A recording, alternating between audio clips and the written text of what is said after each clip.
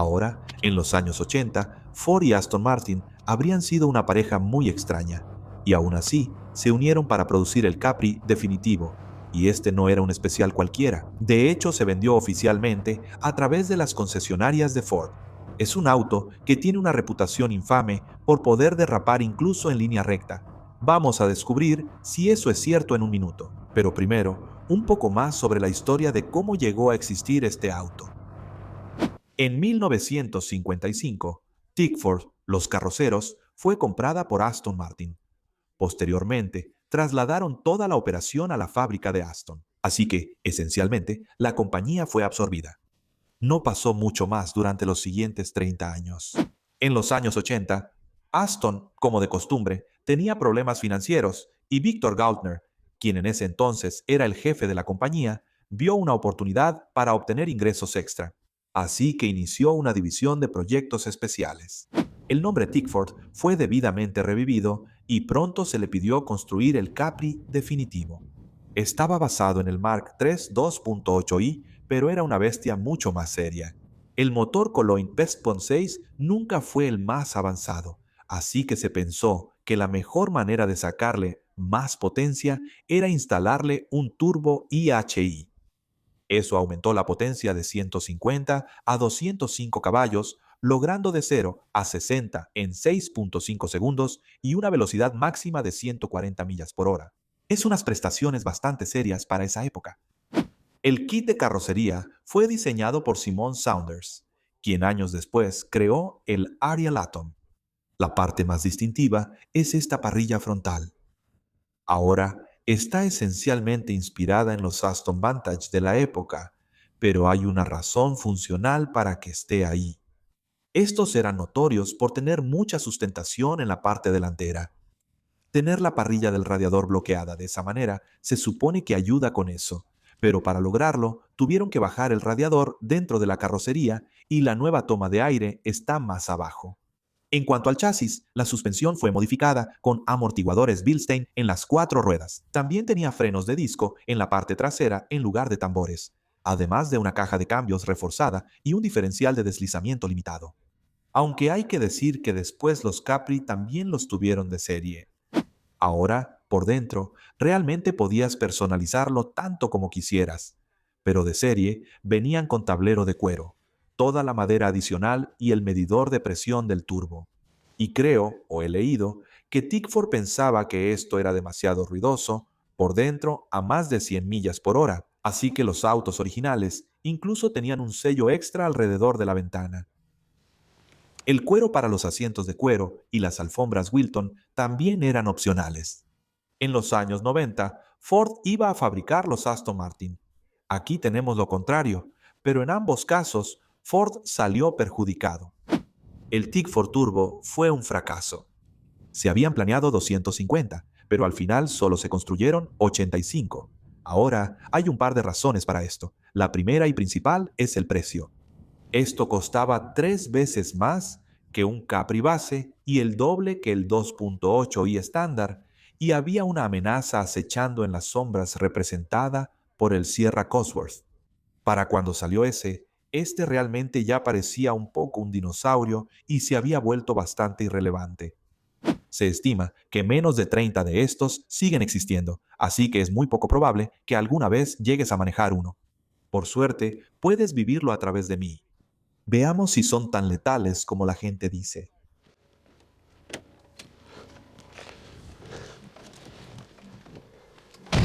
Así que por dentro todo es bastante familiar. Capri. Tienes una posición de asiento razonablemente cómoda. Todo está a la mano. No estás demasiado retorcido. El volante está en una posición un poco extraña y está un poco desviado hacia un lado. Aparte de eso, es el interior antiguo. Hablaré un poco más de eso en un segundo, pero primero, vamos a encender a la bestia.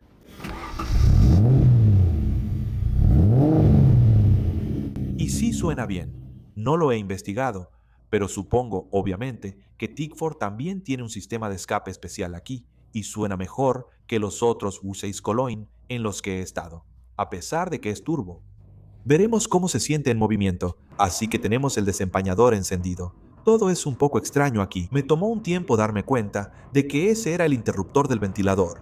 Pero ese ventilador me lleva a otro tema sobre este auto. Este auto, en particular, tiene una historia muy interesante. Una historia un poco desgarradora porque el último dueño lo tuvo durante algunos años y luego, en algún momento, este mismo ventilador de calefacción del que he estado hablando, el motor se atascó. En cuestión de minutos, esto se incendió y causó una gran cantidad de daños. Realmente era incierto si alguna vez valdría la pena volver a armarlo o no. Por suerte, Sean de First Choice, Bodyworks, decidió que quería mantenerlo con vida. Ahora puedes ver lo mal que estaba cuando lo recibió. Realmente había una cantidad enorme de daño en la parte delantera de este auto en particular y los muchachos han hecho un gran trabajo devolviéndolo a la vida. Voy a poner el enlace de su sitio web ahí. Tienen algunos proyectos interesantes, así que vayan y échenle un vistazo. Pero creo que él se refiere a este como el fénix que resurgió de las cenizas y realmente puedo ver por qué.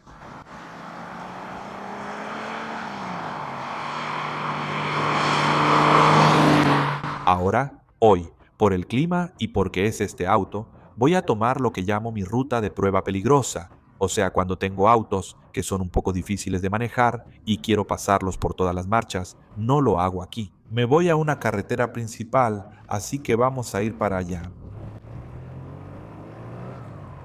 Supongo que el Tickford debe haber tenido un clutch mejorado, porque este es mucho más pesado que en los autos normales que he manejado. La caja de cambios se siente como si hubiera sido reforzada, pero creo que los componentes internos son más o menos similares a como eran antes. Así que la sensación al cambiar de velocidad es prácticamente la misma que la de un 2.8 para mí, de todos modos. Así que hay un poco de imprecisión ahí, pero no está tan mal. Es ligera al cambiar, es fácil de usar. No es el cambio de marchas más agradable del mundo, pero hace bien su trabajo y, ya sabes, realmente tiene ese tacto típico de Ford. Se suponía que no iba a llover hasta esta tarde, pero en esta época del año, en el Reino Unido, es tan impredecible que puede cambiar de un minuto a otro. Por suerte, en este momento solo es llovizna. Esperemos que no empeore. Podías conseguir estos autos con rines RS opcionales, que creo que eran de 15 pulgadas. Este salió de la fábrica con rines tipo Pepperpot, así que todavía los tiene. Y aquí vamos.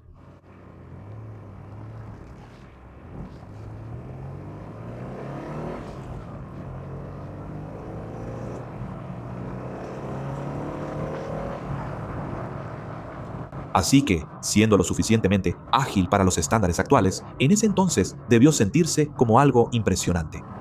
Tiene esa respuesta de turbo a la antigua, así que no pasa mucho antes de las 2000 revoluciones. Aunque parece que entra bastante temprano, alrededor de las 2500 revoluciones ya empuja de verdad y suena con bastante personalidad. La dirección es muy buena, es muy suave, tiene el peso justo, es progresiva. No le puedo encontrar ningún defecto. Tiene un andar sorprendentemente bueno y creo que parte del mérito también se debe a esos neumáticos de perfil alto que tiene. No estoy seguro de cómo afectará eso al manejo. Lo intentaremos averiguar mientras avanzamos en la ruta de prueba. Sí, en realidad suena bastante bien cuando lo enciendes y al ralentí. Y sabes, cuando el auto no está en movimiento, cuando empieza a andar el turbo, entra en acción y el motor se siente diferente. Bien, algunas curvas más cerradas y veamos si puedo sentir lo que esta bestia puede hacer. También es el frente, se mete bien, pero ahí, por ejemplo, no estaba acelerando lo suficiente para contrarrestarlo, pero simplemente se iba un poco de frente. De regreso, intentaré ser un poco más valiente, pero le prometí a John que tendría cuidado con esto. Haremos otra pasada rápida por las marchas ahora que ya estoy un poco más acostumbrado, pero lo puedo sentir. Es como patinar sobre hielo hoy. Tengo que tener muchísimo cuidado con esto. Simplemente no hay nada de agarre. ¿No estamos listos? Vamos.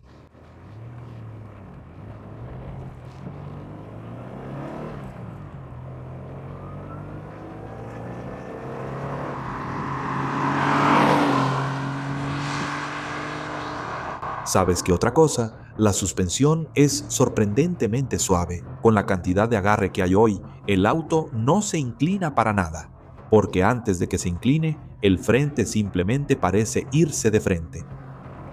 En segunda velocidad, realmente quieres mantenerlo alrededor de 3000 para tener algo de potencia.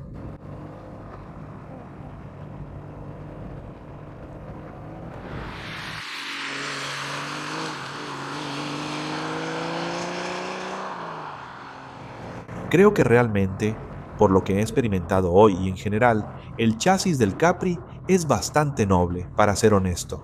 O sea, pierdes tracción, pero sabes qué va a pasar. Eso fue un pequeño desliz ahí.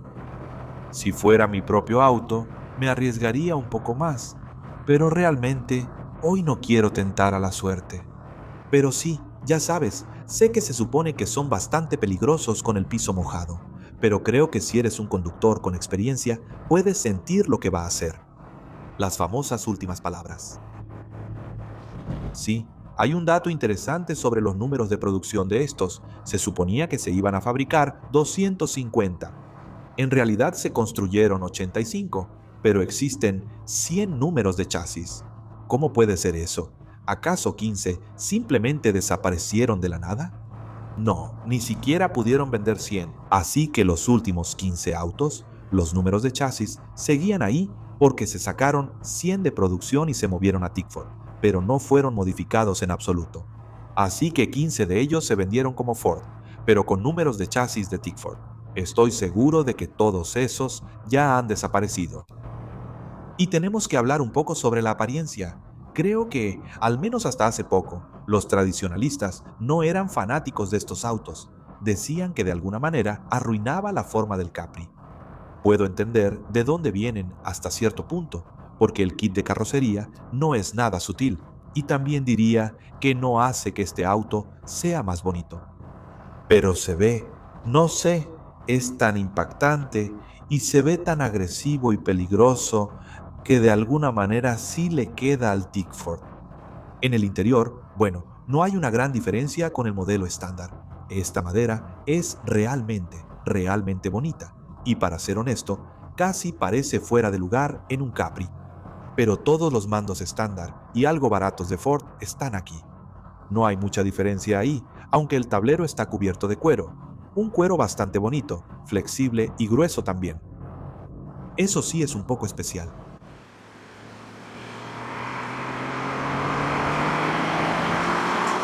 Entonces, para resumir, ¿qué pienso de este Tickford? Bueno, en un día seco, creo que habría podido explorar un poco más su chasis. Dicho eso, incluso conduciéndolo de manera bastante tranquila como lo he hecho, se nota que esto todavía no es un auto deportivo puro y duro. Me refiero a que el Capri en general creo era más un GT.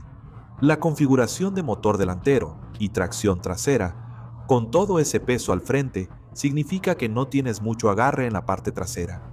Así que puedes divertirte un poco con él. Pero es demasiado pesado. Y la suspensión, incluso en este con las mejoras y los amortiguadores Bilstein, sigue siendo un poco demasiado suave para que esto sea un auto realmente deportivo o de ese tipo. Muy agradable, eso sí, y estoy de acuerdo. Creo que alguien me va a decir que quizá el Turbo Technics o alguna otra cosa, pero como auto de producción, este realmente tiene que ser el Capri definitivo. Ya he reseñado un Capri antes, y en ese video entro en mucho más detalle sobre la historia del auto y lo que terminó por acabar con él al final. Así que si te interesa, haz clic aquí y podrás verlo entonces. Muchas gracias a todos por ver. Gracias a Sean por traerlo y compartirlo con todos nosotros hoy.